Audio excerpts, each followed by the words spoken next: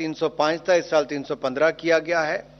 लेकिन अगर आप पुराने आंकड़ों को देखेंगे तो 2013-14 में 210 रुपए प्रति क्विंटल इसका रेट था, जो आज बढ़कर 315 रुपए प्रति क्विंटल हुआ है। 2013-14 में कुल प्रोक्योरमेंट हुई थी तो 57,104 करोड़ रुपए की हुई थी, जबकि 2022-23 में ये 1,13,000 करोड़ के लगभग हुई। अगर मैं यूपीए के कालखंड की बात करूं, अगर 2004 से 14 की, तो कुल मिलाकर 2,71,204 करोड़ रुपए की खरीद हुई, वैल्यू जो है उसकी, और 2014 से 2023 तक 7,46,066 करोड़ रुपए खरीद में हुए। आपको याद होगा उस समय के अगर परिदृश्य आप देखें, गन्ना किसानों को सड़कों पर रोक लगानी पड़ती थी, नेशनल हाईवे जाम रहते थे, पैसों का भुगतान नहीं होता था। लेकिन आप पिछले कुछ सालों का अगर देखेंगे, पूरा भुगतान किसानों को किया गया है। अगर मैं पिछले 5-6 सालों की बात करूं तो 99.8%, 99.7% इस तरह से भुगतान हुआ है, और जो बैकलॉग था वो भी क्लियर किया गया। इसका सबसे बड़ा अगर आप उदाहरण देखें तो कहां फर्क पड़ा है, जो प्रधानमंत्री जी ने कहा कि एथेनॉल को हम अपने क्रूड ऑयल के साथ मिक्स करके पेट्रोल डीजल इसके लिए, तो वहां पर अब ये 10% से ज्यादा हो गया है। अब एथेनॉल के लिए जो रिक्वायरमेंट हमारे गन्ने की है, उसके लिए पिछले साल 20,500 करोड़ रुपए का भुगतान डिस्टिलरीज के द्वारा किया गया है, डिस्टिलरीज को किया गया है, शुगर मिल्स को किया गया है। इससे पता चलता है कि अब उनके पास नकद ज्यादा है। पहले उनको स्टॉक रखना पड़ता था और किसानों को पैसा नहीं देते थे। आज ये फायदा हुआ है कि जहां एक और आत्मनिर्भरता को बल मिला है, फॉरेन एक्सचेंज कम खर्च हुआ, उतना क्रूड ऑयल हमें कम मंगवाना पड़ता है, और एथेनॉल सेक्टर के ग्रोथ को भी इससे बल मिला है। शुगर केन अगर हम देखें तो इसको भी शुगर मिल के द्वारा लगभग 3,353 लाख टन गन्ने की खरीद 2022-23 में की गई, और उस पर कुल लागत 1,11,366 करोड़ रुपए हुए।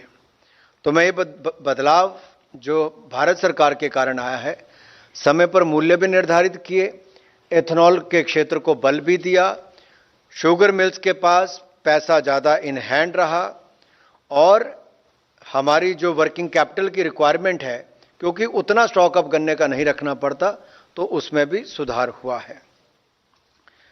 दूसरा निर्णय जो है, प्रधानमंत्री मोदी जी ने एक नहीं अनेक क्षेत्रों में राष्ट्रीय और अंतर्राष्ट्रीय स्तर पर नेतृत्व देने का काम किया है, लेकिन वहीं पर उम्मीदें भी भारत से बड़ी हैं। तो नेशनल रिसर्च फाउंडेशन, इसकी स्थापना का निर्णय, अब इसके लिए नेशनल रिसर्च फाउंडेशन बिल 2023 इसको पार्लियामेंट में लाया जाएगा, और जो हमारा science and engineering research board act 2008 है, उसको रिपील किया जाएगा।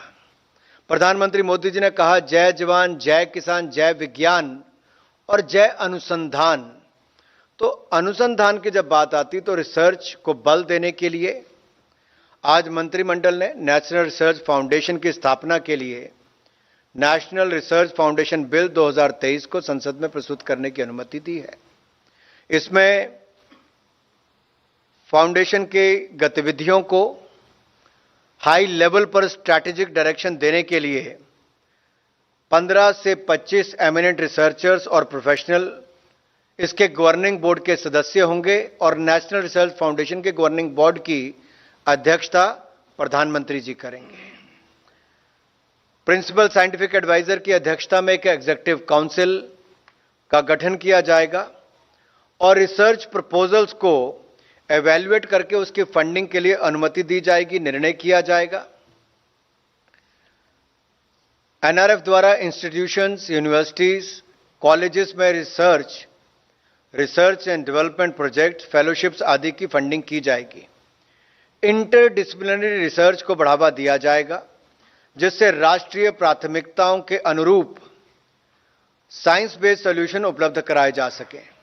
यह सुनिश्चित किया जाएगा कि रिसर्च के लिए उपलब्ध संसाधनों का उपयोग देश की प्राथमिकताओं वाले फ्रंटियर, स्ट्रैटेजिक तथा हाई इंपैक्ट क्षेत्रों में शोध के लिए हो।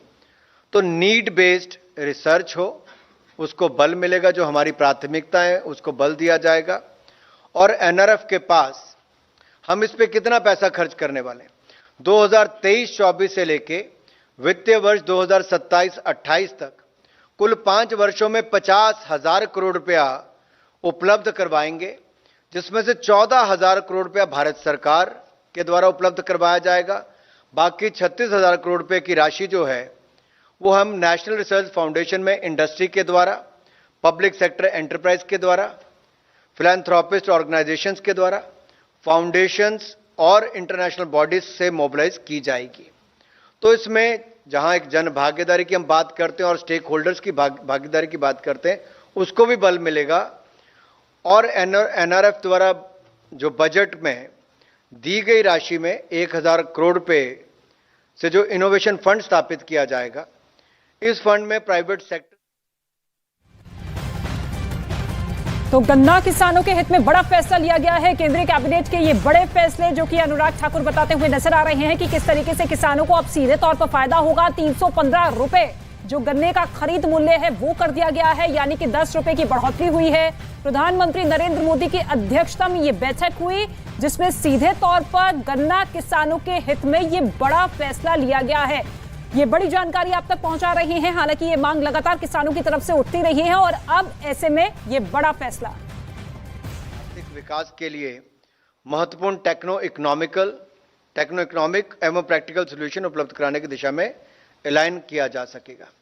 तो मित्रों, ये आज वर्तमान और भविष्य के लिए एक ऐसा निर्णय किया गया है जिससे हमारी रिसर्च को भी बल मिलेगा और जो हमारी स्टार्टअप्स जिन्होंने भारत का नाम दुनिया भर में रोशन किया है, थर्ड लार्जेस्ट स्टार्टअप इकोसिस्टम बना, 107 के लगभग यूनिकॉर्न्स बनी, 1 लाख के लगभग हमारे पास स्टार्टअप्स हैं।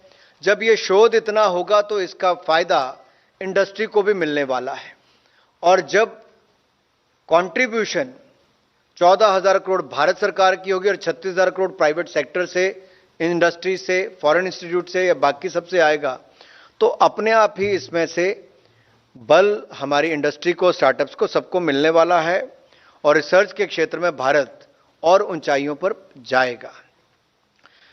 इसके अलावा कुछ और बड़े निर्णय किए गए हैं। मैं निवेदन करूंगा आदरणीय मनसुख भाई से कि उससे आप सबको अवगत करवाएं।